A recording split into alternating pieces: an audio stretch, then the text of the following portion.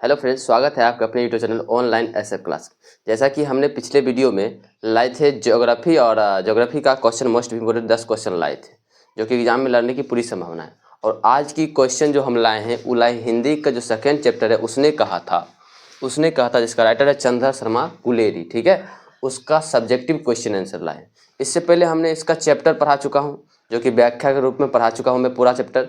उसके बाद इसका लेखक परिचय भी हम पढ़ा चुका हूँ, यानी लेखक परिचय से 10 क्वेश्चन वहाँ से आता है, वो भी हम पढ़ा चुका हूँ। और चैप्टर हम आसान भाषा में, सबसे आसान भाषा में पढ़ा चुका हूँ पूरा चैप्टर, ठीक है। 2 पार्ट लिया हूँ और दोनों पार्ट आप जाके देख लीजिएगा, ठीक है। और आज हम लेकर आए सब्जेक्टिव क्वेश्चन। सब्जेक्टिव क्वेश्चन का भी 2 पार्ट बनेगा, एक पार्ट ये वीडियो और एक पार्ट अगला वीडियो, ठीक है, क्योंकि क्वेश्चन ज़्यादा है इसीलिए पूरा नहीं आ पाएगा, ठीक है। तो स्टार्ट करते हैं। पहला क्वेश्चन है, उसने कहा था कहानी कितने भागों में बटी हुई है? कहानी के कितने भागों में युद्ध का वर्णन किया गया है? कहानी के कितने भाग में युद्ध का वर्णन किया गया और कितने भागों में उसने कहा था कहानी को बांटा गया है? देखिए, उसने कहा था कहानी को 5 भागों में बांटा गया। कितने भागों में? 5 भागों में बांटा गया, जो कि हम 5 भाग आपको आसान भाषा में पढ़ा चुका हूँ। 5 भाग आपको हम जैसे दो भाग एक वीडियो में पढ़ाए थे और 3 भाग एक वीडियो में पढ़ाए थे, ठीक है। 5 भाग हमने पढ़ाया हूँ और 3 भागों में जो है युद्ध का वर्णन किया गया है, जो कि लहना सिंह बॉर्डर पर थे, वहाँ पे युद्ध का वर्णन किया गया कि युद्ध हमसे कराता नहीं है, जैसे बिना फेरे घोड़ा बिगड़ता है वैसे बिना लड़े सिपाही। ये सभी युद्ध का वर्णन 3 भागों में किया गया और 2 भागों में प्रेम के बारे में वर्णन किया गया, ठीक है। प्रेम के बारे में और अमृतसर के जो गांव व्यवहार है उसका, ऑटो रिक्शा वाले उसके बारे में बताया गया, ठीक है। तो लिखिएगा कैसे। उसने कहा था कहानी 5 भागों में बटी हुई है, ठीक है। कहानी के 3 भागों में युद्ध का वर्णन किया गया है, ठीक है। कहानी के कितने भागों में? 3 भागों में युद्ध का वर्णन किया गया है। और थोड़ा सा लिख दीजिएगा लहना सिंह के बारे में कि लहना सिंह पहला भाग में, दूसरा भाग में क्या था, ठीक है। और तीसरा, चौथा, 5वां भाग में युद्ध का वर्णन किया गया, ठीक है। और तीसरा भाग में जो है लिख दीजिएगा शुरू से लहना सिंह कहाँ पर भेंट हुआ और लहना सिंह और सूबेदारनी के साथ कैसा संबंध है, ठीक है। वो दूसरा भाग में लिख दीजिएगा, ऐसे लिख दीजिएगा, आपको मिल जाएगा आंसर नंबर। नेक्स्ट क्वेश्चन है, कहानी के पात्रों की एकत्र सूची तैयार करें। यानी ये जो कहानी हम लोग पढ़े इसमें किसका किसका नाम आया, किसका किसका क्या आया, सबको एकत्र करके नाम हमको लिखना है। उसी कहते हैं एकत्र पत्रों को, मतलब क्या करना, एकत्र यानी पात्रों को एकत्र सूची तैयार करना। यानी जितना भी नाम आया सभी को एक सूची में तैयार करना ही क्या होता है, एकत्र सूची करना, ठीक है। तो उसमें कौन कौन नाम आया?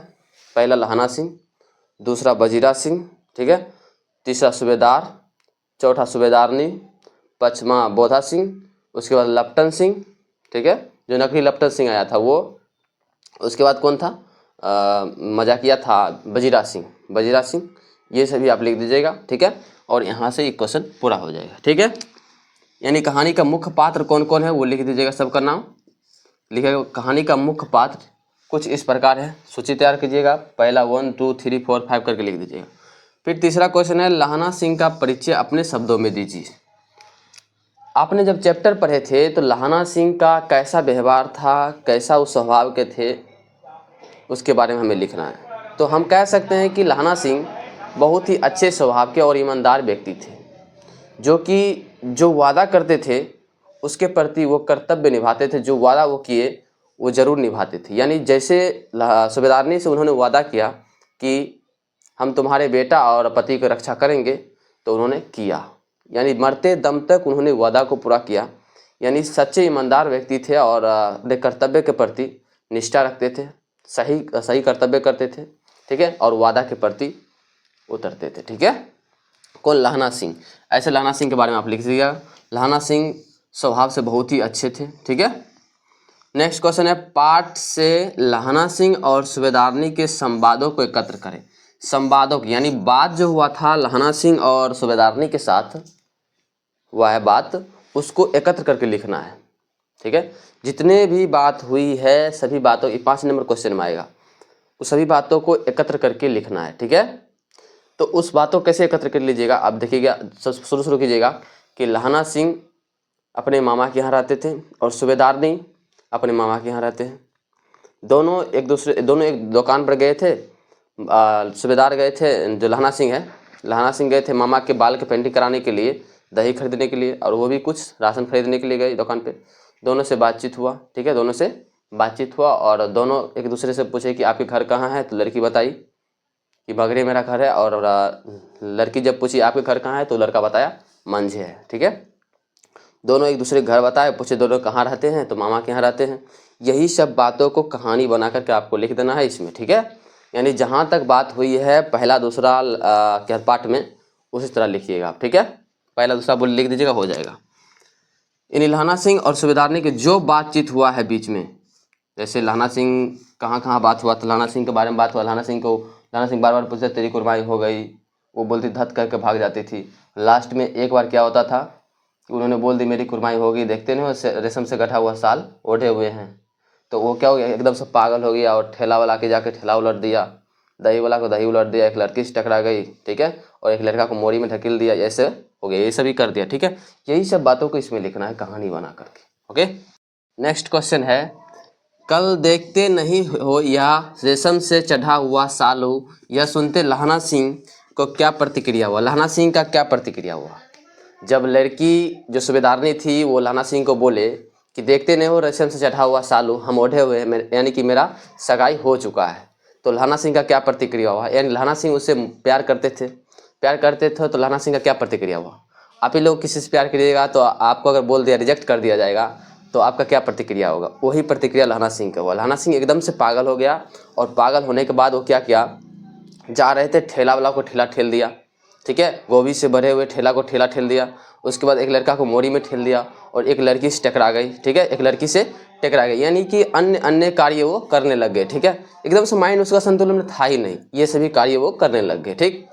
ये लिख दीजिएगा, आपको नंबर मिल जाएगा यहाँ से, ठीक है।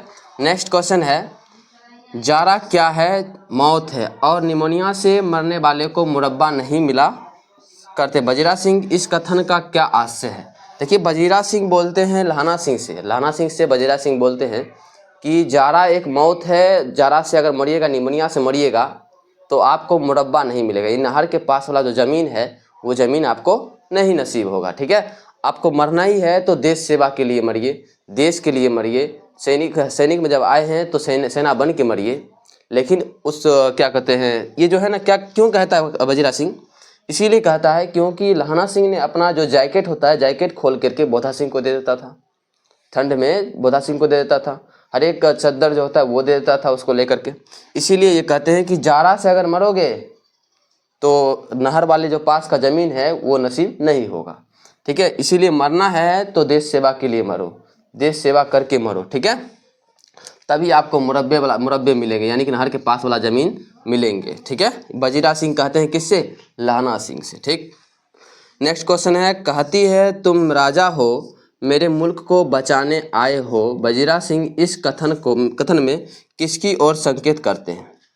देखिए बजीरा सिंह लहना सिंह की ओर संकेत करते हैं इस कथन में, कि कहते हैं लहना सिंह को कि तुम राजा हो मेरे मुल्क को बचाने आए हो, अगर तुम नहीं होते तो नकली लेफ्टिनेंट साहब को आप नहीं पकड़ पाते हम लोग, अगर आप नहीं होते तो नकली लेफ्टिनेंट साहब को हम नहीं पकड़ पाते, क्योंकि आपने नकली लेफ्टिनेंट साहब को पकड़ लिए और जब पकड़ लिए तो उनसे बच भी गए, ठीक है, बच भी गए और उनसे किसी तरह समाधान निकाले, लेकिन हम लोग नहीं पकड़ पाते, इसीलिए उनको कहा गया कि तुम राजा हो मेरे मुल्क को बचाने आए हो, ये बजीरा सिंह ने बोला उसे।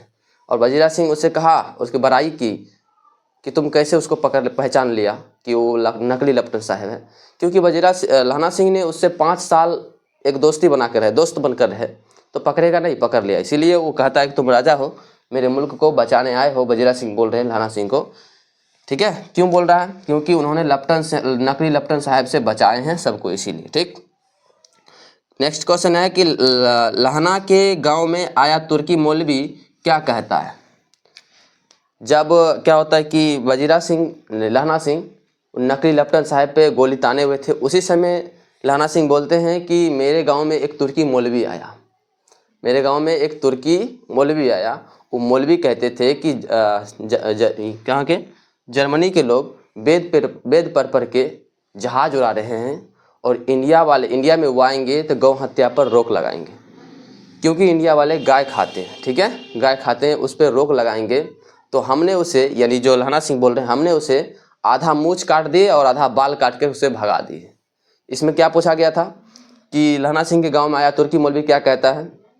लहना सिंह के गांव में आया तुर्की मौलवी कहता है कि जर्मन के लोग वेद पर पढ़ के जहाज उड़ा रहे हैं और इंडिया वाले गौ हत्या कर रहे हैं, यानी गाय खा रहे हैं।